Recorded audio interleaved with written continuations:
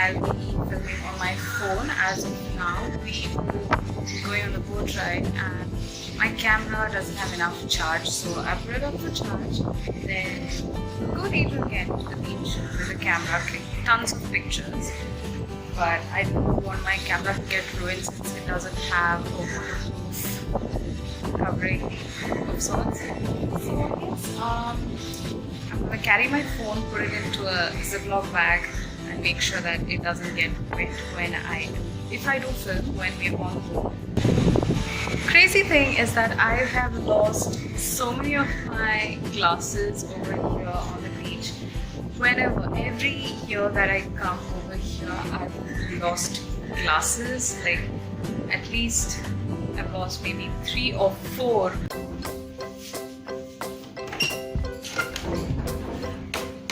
Heading out.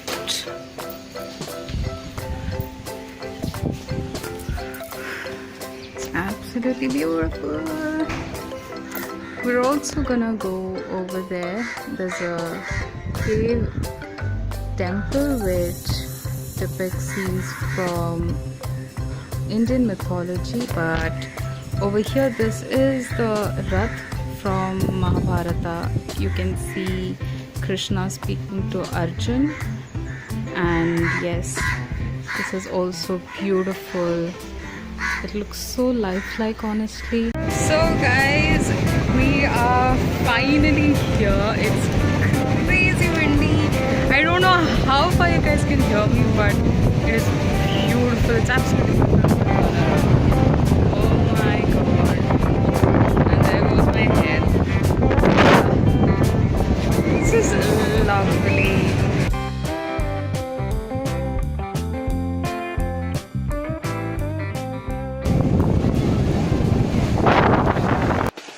Okay, excuse me if I look crazy right now, but we just went on to the beach. We thought we'll go on the boat, but then the waves are too high and too rough. So that plan couldn't work out today, but we will be going tomorrow morning for that. Just testing this thing out. You can put your phone or whatever you want to keep dry into a Ziploc bag, and it works absolutely amazingly. It actually works. I thought it wouldn't work. I know there'll be a crackling, crumpling sort of a sound that comes along with it, but then I'm sure you guys can see me. I hope you can. But yes, it still does work, and I'm happy about that. I tried it with my phone as well. So yeah, I'm gonna drop both the things into this one, my phone as well as the camera as it is now. I changed into just a simple t-shirt that you guys must have seen me wearing in one of the videos, and these pants that you saw. First we're gonna go to the Gopura that we said, go really high up and show you guys the view, the beautiful view. And then we'll go to the beach probably, or maybe first we'll come over here to the cave.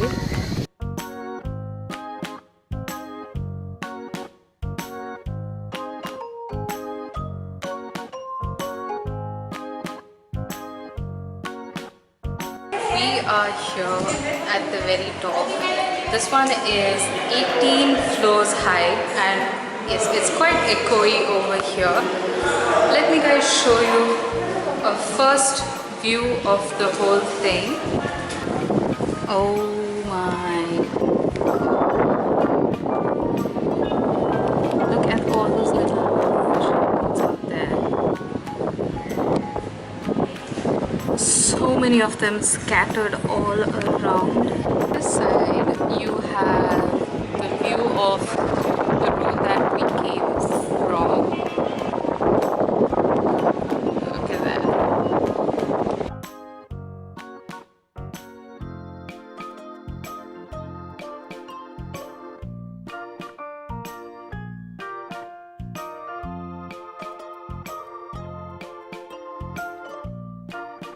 And over here we have the beautiful view of Lord Shiva, and behind him we can see that the sun is setting.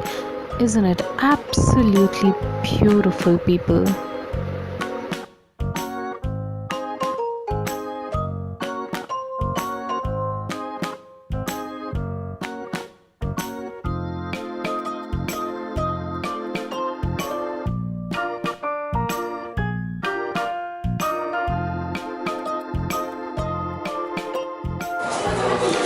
that was the view from that side, guys. We'll just get another view from here.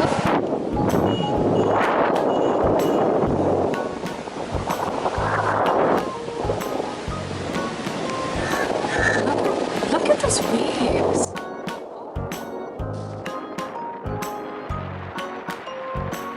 Oh, got some nimbus to chill while I climb the hill. Wow, I did it. It's quite a workout. It's almost like I'm not missing my Pilates classes because we're climbing hills every single day, almost twice or thrice a day. 4 times? Close to 5. I'm gonna say 5 because I'm not gonna exaggerate on.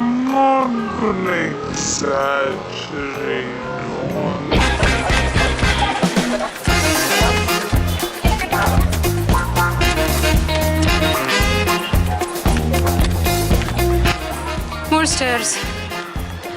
I feel like Po from Kung Fu Panda right now. Yeah, more stairs. Let's go.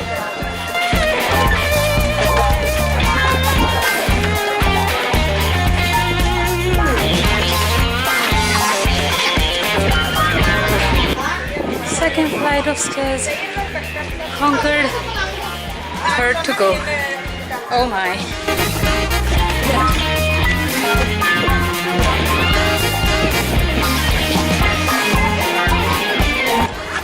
And we made it. I'm sure I look insane by now.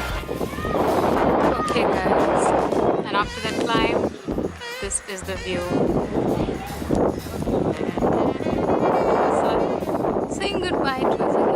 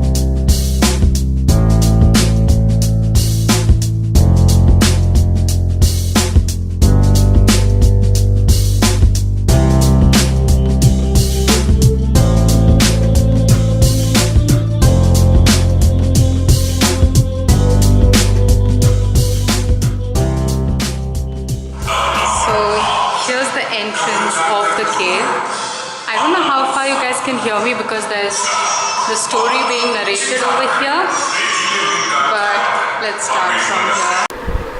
Okay guys, so I'm just gonna keep this really short and simple. So the story goes such that Ravan, the king of Lanka, was an ardent devotee of Lord Shiva. At one point, he wished to have the Atmaling all to himself so that he could pray to it every single day and in turn become immortal.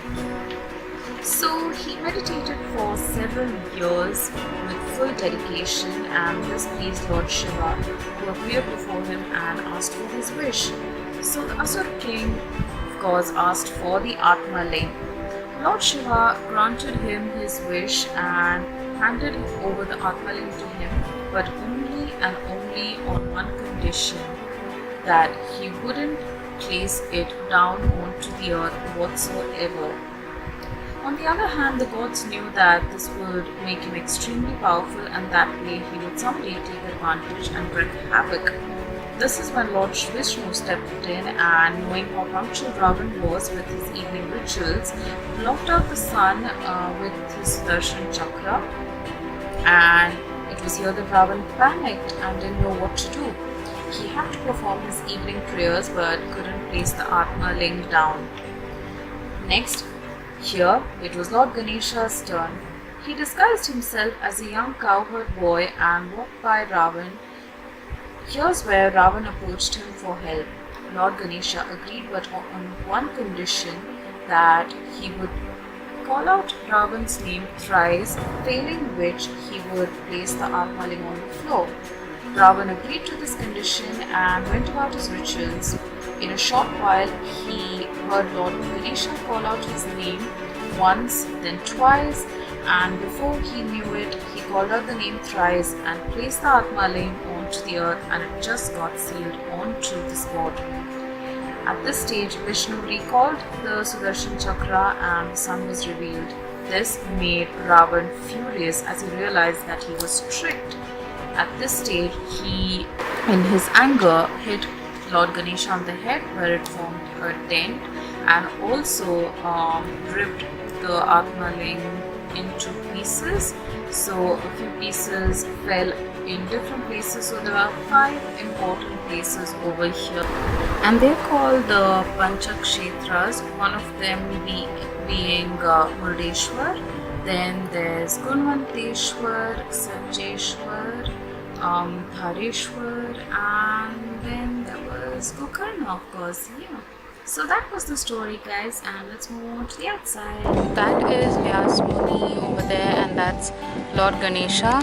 This is the depiction of when Vyas Muni requested Lord Ganesha to write the entire Mahabharata, and that is when Lord Ganesha broke off one of his tusks and started writing the Mahabharata with it, and that is how he wrote and finished it, and that also gave him the name of Ekadanta, which means just one tusk. So we got on the stairs over there, and here is a depiction of Ravan giving the shivling to Lord Ganesha. Let's move on to the next one. So over here we can see goddess Parvati all decked up, and she looks absolutely stunning.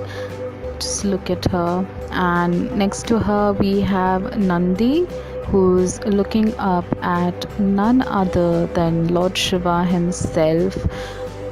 He looks majestic, and right on top of his head we can see Ganga. Try to focus here. Okay, there we go. And moving on. Okay, guys. This is weird lighting over here, but we are heading to dinner now. But that was it for today. So sorry you guys can't see me clearly, but yeah, I'm gonna go back to the room and then probably edit for a while and then sleep because I'm dead tired, and we have another busy day plus travel day tomorrow. We are leaving to Bhatkal. From there we'll be heading to Karwar. It's time to eat, so I will catch up with you guys in a bit when there's some light somewhere. Oh my, okay, bye guys.